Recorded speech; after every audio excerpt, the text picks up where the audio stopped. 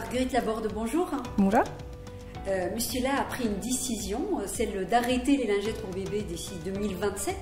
On sait que cela représente 20% du chiffre d'affaires de l'entreprise en France. Pouvez-vous nous dire dans quel contexte cette décision a-t-elle été prise? Bien sûr, effectivement, c'est important de recontextualiser. Laboratoire Expanscience, c'est une entreprise qui s'est mise en mouvement depuis déjà longtemps. On a été certifié B Corp en 2018. Et puis récemment, on a poussé les curseurs encore plus loin, notamment en passant entreprise à mission, ce qui était déjà une grosse étape, puisque ça implique de se fixer des objectifs environnementaux et sociaux ambitieux et d'avoir un comité de mission auquel on reporte vis-à-vis des avancements. Et puis la deuxième chose qui nous a aidé à monter les curseurs aussi, c'est la participation à la Convention des entreprises pour le climat. Donc on a des objectifs ambitieux sur notre modèle opérationnel et sa transformation et on vise à devenir une entreprise régénérative, ou en tout cas on a la visée régénérative et c'est un cap qu'on se fixe à 2040. Donc sur notre modèle opérationnel, il y a différents leviers. La contribution aux objectifs climatiques, par exemple moins 35% de réduction d'émissions de CO2 d'ici à 2030. Le lien avec le vivant, la préservation de la biodiversité et des ressources, et puis la sobriété du portefeuille. Et donc c'est dans ce cadre-là, effectivement, qu'on a pris la décision d'arrêter le business des lingettes. Ça date déjà un petit peu, parce qu'il ne correspondait plus à la mission qu'on s'est fixée en tant que marque, notamment marque Mustela au sein du groupe. Notre mission, c'est d'aider les parents à élever des générations en bonne santé sur une planète en bonne santé. Et donc les lingettes, c'est un énorme polluant à usage unique. Ça bouche les canalisations. Il faut savoir que jusqu'à il n'y a pas longtemps, toutes les lingettes du marché contenaient du plastique, donc ça génère des particules de microplastiques dans les écosystèmes. Et donc pour nous, c'était impensable avec la mission qu'on se donne de garder ce business. Bien, en même temps, on peut se dire cela est synonyme d'une baisse de la valeur entreprise, donc une baisse financière. Est-ce qu'en parallèle, l'entreprise a envisagé d'autres actions pour contrecarrer ce manque à gagner financier? Alors c'est important de redire que cette décision, on ne l'a pas prise d'un coup. C'est-à-dire qu'on se laisse le temps, donc on a pris la décision vers 2021, en se donnant jusqu'à 2027 pour pouvoir justement compenser la perte et devenir moins dépendant de ce business. Donc vous l'avez dit, c'était 20% du chiffre d'affaires en France à l'époque où on a pris la décision, c'est déjà beaucoup moins. On se laissait 6 ans pour sortir de cette dépendance, sachant qu'au niveau mondial, ça représente beaucoup moins de notre chiffre d'affaires.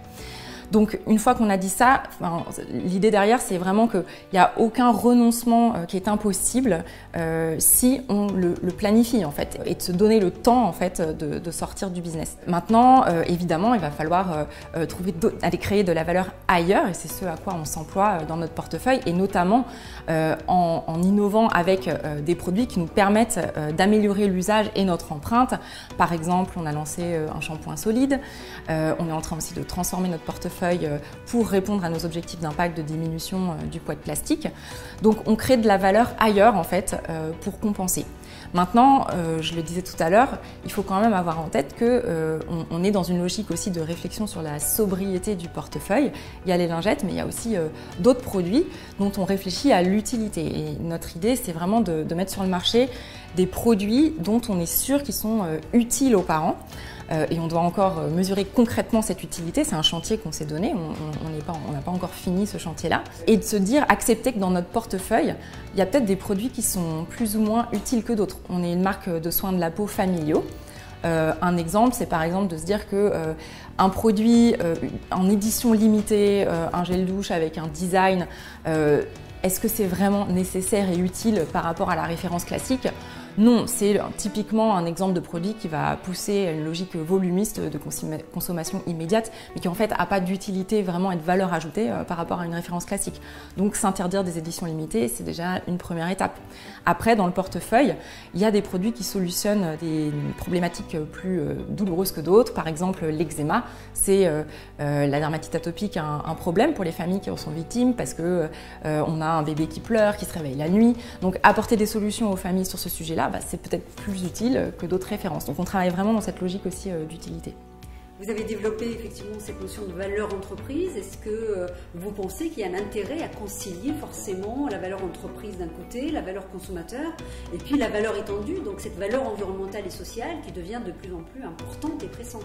On pense que c'est absolument nécessaire en fait, c'est-à-dire qu'aujourd'hui, je rappelle le constat, mais on a quand même 6 des 9 limites planétaires qui sont dépassées.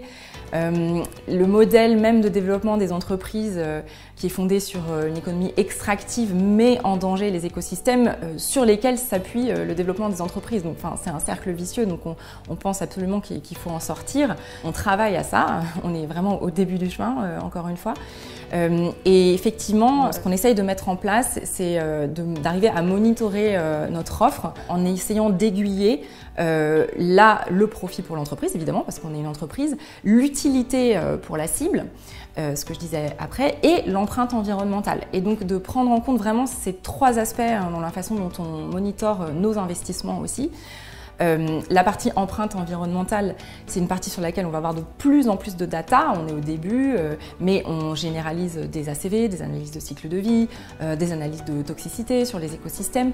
Donc tout ça, ça va nous permettre dans les années qui arrivent d'avoir un monitoring de plus en plus précis et d'être vraiment à même d'accompagner à la fois en amont dans la proposition de l'offre, quel portefeuille on veut proposer, et derrière en aval d'aiguiller aussi nos marchés sur où est-ce qu'on investit en fait nos budgets, pour que les budgets marketing soient aussi une opportunité pour driver vers des produits qui maximisent justement le triangle profit, planète et cible.